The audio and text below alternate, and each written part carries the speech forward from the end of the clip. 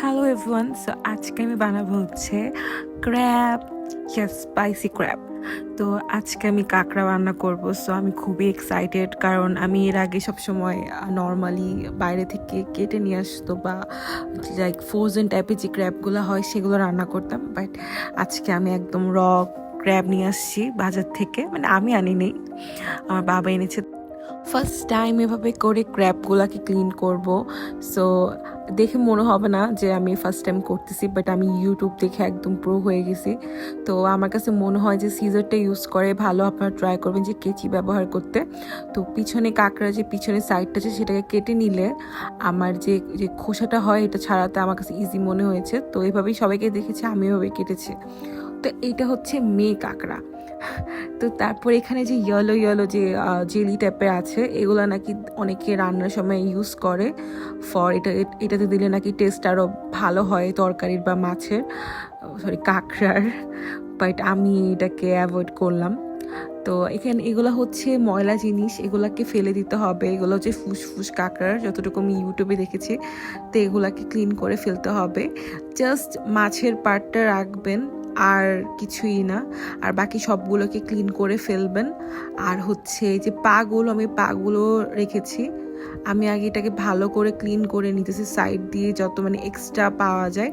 আর যতটুকু ভেতরে মাঝখানে সাইড দুইটাতে আছে এগুলো হচ্ছে ফিশ। সো এগুলো আমরা ইউজ করব খাওয়ার জন্য। এখন আমি লেগগুলোকে কেটে ফেলবো। তো ক্র্যাবের লেগসগুলা অনেকে দেয়, অনেকে খায় না, বাট আমি রেখেছি। বাট আমি জাস্ট ওপরের যে ফার্স্ট লেয়ারটা আছে, ফার্স্টে যে মানে আর্মসের সাইডটা আছে ওগুলো রেখেছি, নিচের দিকটা আর রাখিনি। কারণ ওটার ভেতরে মিটস আছে, আমরা যখন চিংড়ি মাছ খাই ওটারও পা আমরা মাঝে মাঝে খাই। তো আমরা এই কারণে আমি লেগসগুলো রেখে দিয়েছি। এই ফুল পার্টটা খাওয়া যাবে। আমি এটাকে অর্ধেক করে ফেলবো। এটাকে ক্লিন করে নিয়েছি, ভালো করে ক্লিন করে নিবা আরও। তো এই ফুল পার্টটা আমরা খেতে পারবো। এইভাবে করে বাকি সবগুলো কাঁকড়াগুলো আমি ক্লিন করে নিয়েছি আর কেটে নিয়েছি।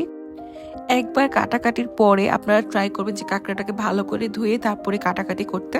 একবার কাটাকাটি করার পর জাস্ট একটুখানি ধুয়ে উঠিয়ে ফেলতে হবে, না হলে মিটটা আরও বেশি নরম হয়ে যাবে, তাহলে রান্না করতে গেলে সব বের হয়ে আসবে। ক্র্যাবগুলোকে ভালো করে ধোয়ার পরে আমি সামান্য হলুদ গুঁড়া, মরিচের গুঁড়ো দিব, আর একটু স্বাদ অনুযায়ী লবণ দিয়ে কিছুক্ষণের জন্য মাখিয়ে রেখে দিব। আমি একটু ডিফারেন্টভাবে রান্না করতে চেয়েছিলাম। তো আমি একটা সিঙ্গাপুরি ভিডিও দেখেছিলাম কীভাবে কাঁকড়া রান্না করে। তা আমি ওইটাতে দেখেছিলাম যে ফার্স্টে গোলমরিচটাকে ভেজে নেয়। তা আমিও যেই কাজে সেই কাজ আমিও ভেজে নিয়েছি, বাট তারপর আমি একটা স্টেপও ফলো করিনি, আমি নিজের মতো রান্না করেছি যেভাবে আমি অলওয়েজ রান্না করি।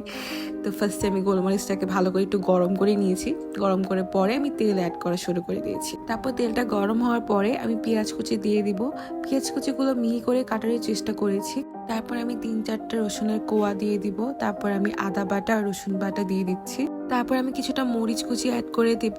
তারপর আমি সামান্য পরিমাণে হলুদ গুঁড়া আর বেশি করে মরিচের গুঁড়ো দিয়ে দিব।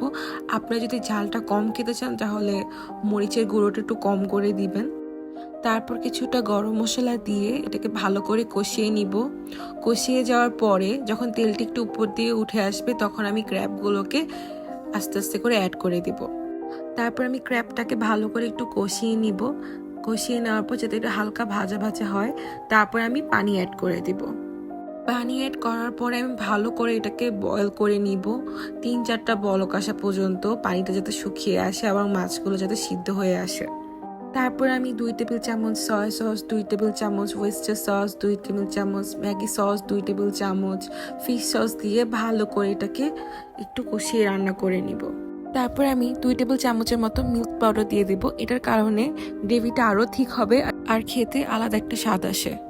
এইভাবে রান্না করলে কাঁকড়া থেকে কোনো স্মেলই আসে না। আজকের জন্য এতটুকুই, টাটা।